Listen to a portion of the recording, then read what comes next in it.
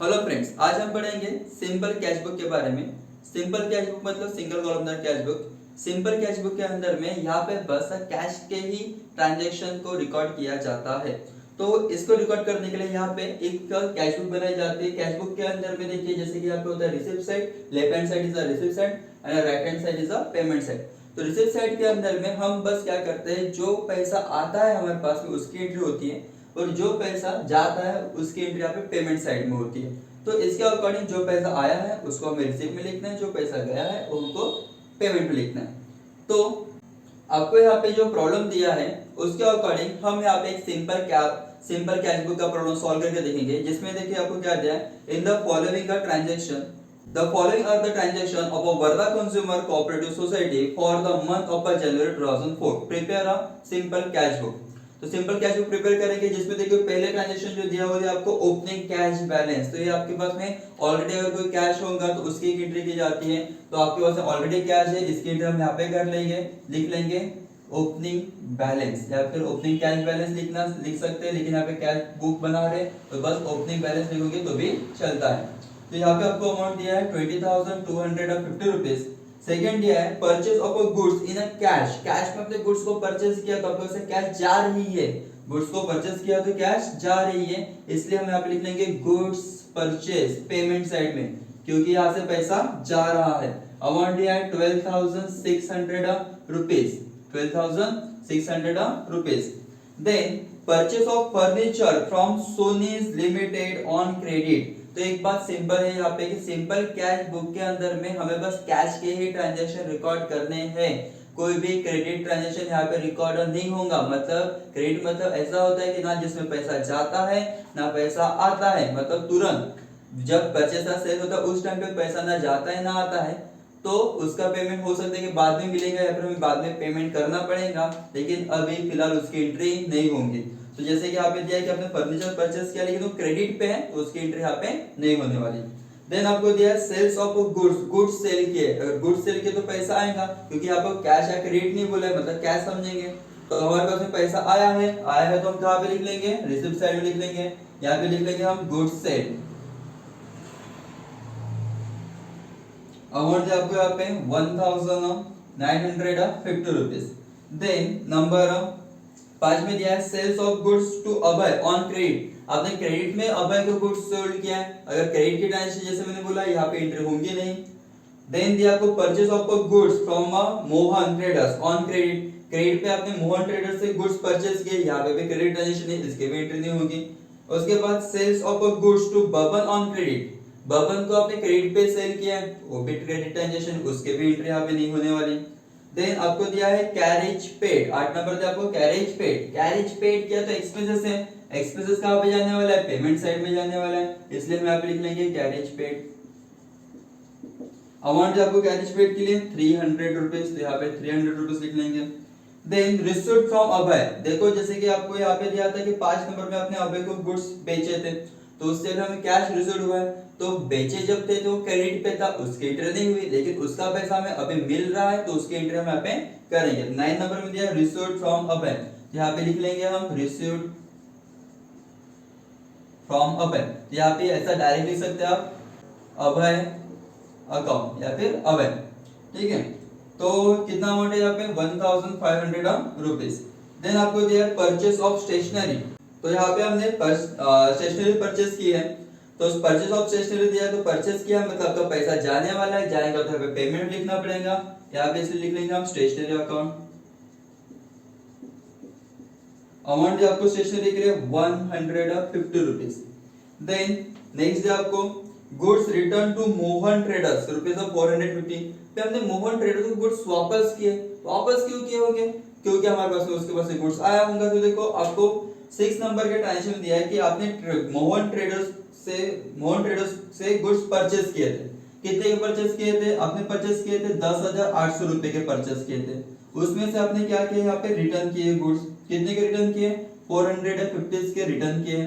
That means अभी जो पैसा देना है तो रिटर्न जो किया उसका पैसा कम हो जाएगा ना, तो कितना बचेगा 10,350 रुपीज बचेगा। मतलब अभी इतना पैसा हमको पे करना है, लेकिन अभी पे नहीं करना है क्योंकि पे करने के लिए नहीं बोला है हमको यहाँ पे, ठीक है ना।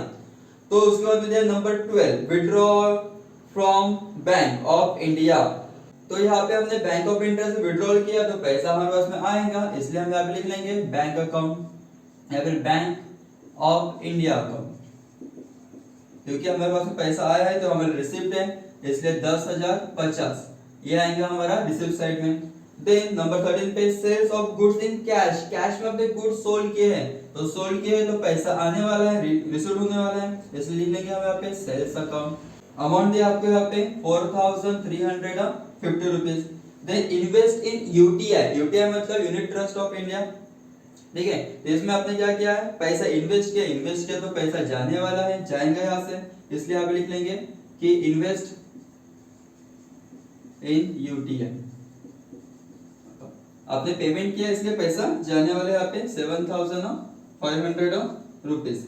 Then paid to Sonis limited, Sonis limited को आपने पेड किया, पैसा गया है आपके पास से, क्योंकि आपने उससे कुछ चीजें फर्नीचर परचेस किया था, तो उसके लिए आपको यहाँ पे पेमेंट करना है, तो पेमेंट कर लेंगे हम यहाँ पे।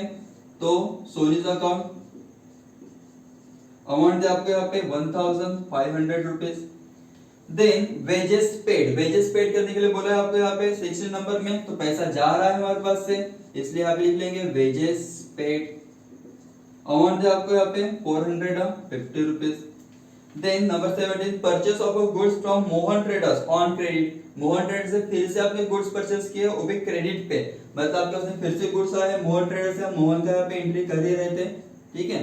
तो मोहन की एंट्री हम कर रहे थे, यहाँ पे 4,500 का आपने फिर से गुड्स परचेस किए हैं, दैट मींस अभी आपके पास में उस कितने गुड्स हैं, तो 14,850 रुपीस की गुड्स है, ठीक है, जो आपने परचेस किए क्रेडिट पे। तो इसका पैसा आपको पे करना पड़ेगा, लेकिन कब पे करना है, जब अमाउंट आएगा, जब पे करने के लिए आएगा ट्रांजैक्शन तब पे कर लेंगे। Then sales to Pratap on credit, credit में तो क्रेडिट का टेंशन लिखना ही नहीं है। इंटरेस्ट रिसीव्ड, इंटरेस्ट रिसीव्ड हुआ है मतलब आपके उसमें पैसा आया है, आया है तो यहाँ पे लिख लेंगे हम इंटरेस्ट रिसीव्ड। अमाउंट कितना अमाउंट इसका बोला 600 rupees. Then received from Baban, Baban से पैसा मिला है आपको तो रिसीव्ड हुआ है, ठीक है।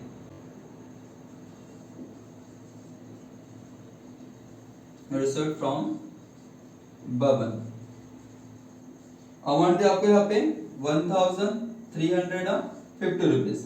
Then goods return to Pratap, Pratap को अपने गुड्स रिटर्न किया 150 रुपीज के, तो क्यों वापस किए होंगे, क्योंकि उससे परचेज किया होगा इसलिए वापस किए हैं। Then paid to Mohan Traders to settle his account, तो आपने मोहन ट्रेडर्स को पैसा पे किया है उसका अकाउंट सेटल करने के लिए, लेकिन उसके अमाउंट ही नहीं दी है। अब इसके अमाउंट नहीं दी मतलब पेड नहीं किया होगा, क्या तो पेड किया है, कितना पेड किया है, देखिए मोहन का हम यहाँ पे ट्रांजैक्शन लिख रहे थे, तो परचेस किए थे, फिर रिटर्न कर दिए थे, फिर से परचेस कर लिए, तो इनका टोटल परचेस कितना हो गया 14,850। तो इट मींस दैट कि हमको यहाँ पे 14,850 पे करना है, किसको, मोहन को, तो मोहन को पे करना है, पे करने के लिए बोला है, तो हम यहाँ पे लिख लेंगे मोहन अकाउंट कितना है 14,850 रुपीज, ऐसे इस हिसाब से, ठीक है। उसी के साथ में आपको यहाँ पे sales of goods, goods sale किए हैं, सेल के तो पैसा आएगा, और पैसा आएगा तो हम यहाँ पे लिख लेंगे नंबर 8, ठीक है, गुड्स सेल के नाम से। कितना अमाउंट है आपको यहाँ पे 600। तो इस तरीके से ये सारी ट्रांजैक्शन हमारी यहाँ पे हो चुकी है, और इस ट्रांजैक्शन होने के बाद में हमें क्या करना होता है कि दोनों के दोनों साइड को हमें यहाँ पे क्लोज करना है, और क्लोज करने के बाद में देखना है कि दोनों में से कौन सी साइड बड़ी है, ठीक है। तो हम इसको कैलकुलेट कर लेते हैं, तो कैलकुलेट करने के बाद में यहाँ पे देखिए दोनों साइड के अगर हम टोटल करते हैं तो इस साइड की जो टोटल आती है, मतलब आपकी रिसिप्ट साइड की जो टोटल आती है वो आती है 40,650 रुपीज, 40,650 रुपीज, है ना। जो पेमेंट साइड की जो टोटल आती है वो पेमेंट की साइड की टोटल आती है यहाँ पे 37,350 रुपीज, तो 37,350 रुपीज। उसके बाद में, ठीक है, जैसे कि हमने बोला यहाँ पे 37,350 रुपीज यहाँ पे टोटल आ रही है, तो ये बॉडी टोटल जो है, ठीक है, कितनी है 40,650, तो 40,650, ठीक है। तो हम यहाँ पे 40,650 में से इसको माइनस कर लेंगे, कितना बचता है 0 0, 6 में से 3 गए 3, बैलेंस वगैरह नहीं आएगा, 10 में से 7 गए 3, बैलेंस 1 0, मतलब कितना बैलेंस आ रहा है 3,300, मतलब इस साइड में बैलेंस आ रहा है आपका ये वाला, ठीक है। यहाँ पे इसको नाम दे देंगे हम बैलेंस और लिख लेंगे कैरी डाउन। ये आपका क्लोजिंग बैलेंस होता है, मतलब इतना पैसा आपके पास में अवेलेबल था, उसमें से आपने 37,350 रुपीज खर्चा किया है, तो बचा कितना 3,300 रुपीज आपके पास में बचा है। तो जो बचा है उसको आपको कैरी फॉरवर्ड करना पड़ता है नेक्स्ट मंथ के लिए या फिर नेक्स्ट ईयर के लिए। तो यहाँ पे बचा हुआ पैसा इधर आगे आ जाएगा, यहाँ पे लिख लेंगे आपका बैलेंस ब्रॉट डाउन। ठीक है, तो इस तरीके से आपका हो जाता है सिंपल कैश बुक का प्रॉब्लम। तो इस तरीके से प्रॉब्लम सॉल्व करना बहुत ही इजी प्रॉब्लम होता है, बस इसमें क्या करना है आपको कैश के ट्रांजेक्शन लेना है, बाकी कोई ट्रांजेक्शन लेना नहीं है।